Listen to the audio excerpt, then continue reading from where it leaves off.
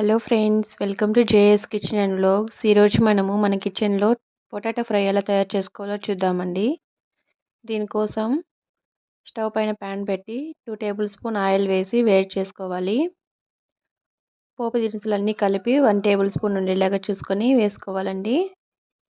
పోపు దినుసులు చిటపటలాడుతున్నప్పుడు 2 రెమ్మల కరివేపాకు బాగా కడుక్కొని వేసుకోవాలి.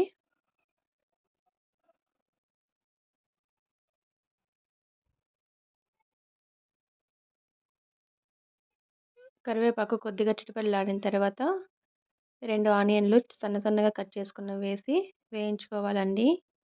ఈ మొత్తం ప్రాసెస్ మీడియం ఫ్లేమ్లో పెట్టుకొని వేడి చేసుకోండి. ఆనియన్స్ లైట్ పింక్ కలర్లోకి వచ్చినప్పుడు పచ్చిమిర్చీలు వేసి వేయించుకోవాలి. పచ్చిమిర్చీలు అనేది ఆప్షనల్ అండి. మీరు స్పైసీగా కావాలంటే కొద్దిగా ఎక్కువ యాడ్ చేసుకోవచ్చు.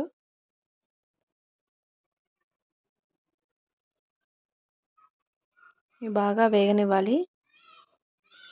ఇలా చేసుకున్న పొటాటో ఫ్రై పూరి, దోశ, చపాతీ మరియు రైస్లో కూడా చాలా టేస్టీగా ఉంటుంది. ఒకసారి ట్రై చేయండి ఫ్రెండ్స్.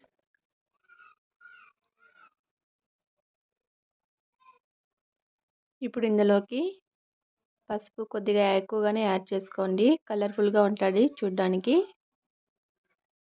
పసుపు వేసుకొని మొత్తం పసుపు పట్టేలాగా కలుపుకోవాలి.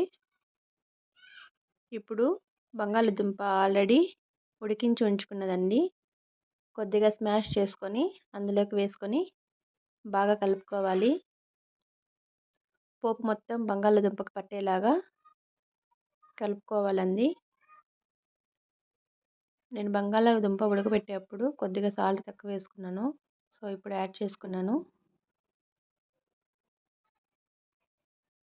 ఇలా కనుక మీరు పొటాటో ఫ్రై ట్రై చేశారంటే చాలా టేస్టీగా వస్తుంది. పూరి, దోశ, ఇడ్లీలోకి చాలా బాగుంటుందండి. ఒకసారి ట్రై చేయండి. ఎలా వచ్చిందో కామెంట్ చేయండి. వీడియో నచ్చితే లైక్ చేయండి. నా ఛానల్ని సబ్స్క్రైబ్ చేసుకోండి ఫ్రెండ్స్.